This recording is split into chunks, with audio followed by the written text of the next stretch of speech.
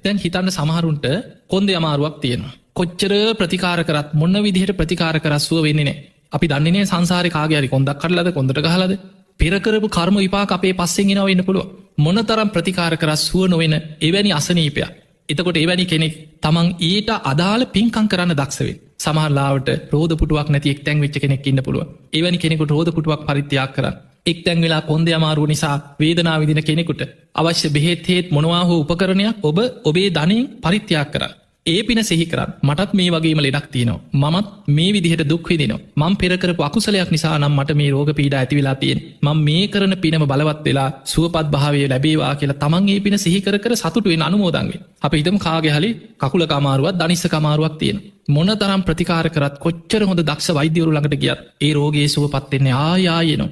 එවැනි අවස්ථාවක ඔබ වෛද්‍ය ප්‍රතිකාර කරන්න හැබැයි ඊට අදාළ ඔබ බෝධි පූජාවක් තියෙන එක පිනක් තමයි හැබැයි ඔබට ඊට වැඩිය මේ ඔබේ රෝගේට අදාළ වෙන විදිහට ඔබට කාටහරි කිහිලිකරුවක් අත්වාරුවක් එක්ක කකුලක් කැඩිච්ච කෙනෙකුට කෘතිම පාදයක් හදල දෙන්න එවැනි පින්කමක් ඔබට කරන්න පුළුවන්නම් ඔබට තියෙන රෝගාබාධ කර්මජ රෝගයක් නම් ඒ කරන පිනෙක් අර අකුසලේගෙවා ගන්න පුළුවන් අන්නේ නිසා පිංහතුනේ බලවත් අකුසල් යටපත් කරගන්න පුළුවන් ඒ හා සමාන බලවත් පින්කංවලින් ඒව යටපත් කරගන්න පුළුවන් ධර්මය පෙන්න්නනවා අකුසල් මැඩලන කුසල් තමන් රැස් කරගත් අකුසලේ යටපත් කරගෙන කුසල් බලවත් කරගන්න පුළුව ඒවගේ මයි සමහරු කරපු පින්කං අකුසල් කරන්න පින යටපත් වෙලා අකුසලුත් බලවත්වෙන එක අනි පැත්තත්වෙන ඒ නිසාපි ඒ කාලිපින් කරලා තියෙන ඔය මදය කියලා අකුසල් කරන්න එපා ඒ කාලිකරපු පින්වල විපාක බලවත්වෙන නොදී අකුසල් බලවත්වෙනකොට පින යටපත් වෙලා යන්න පුළුව ඒ නිසා පිංහතුනි පුළුවන් තරම් කර්මය ගැන සිහි කරලා අකුසල් වලින් වලකින් බලන්න හැම බුදු කෙනෙක් අපිට පෙන්නල දෙන්නේ සබ්බ පාපස්සා කරන සියලු පාපී අකුසල් වලින් වලකින් කුසලස් උපසම්පදා පුළුවන් තරම් කුසල් වඩන් පින් කරන්න සචිත්ත පරියෝදපන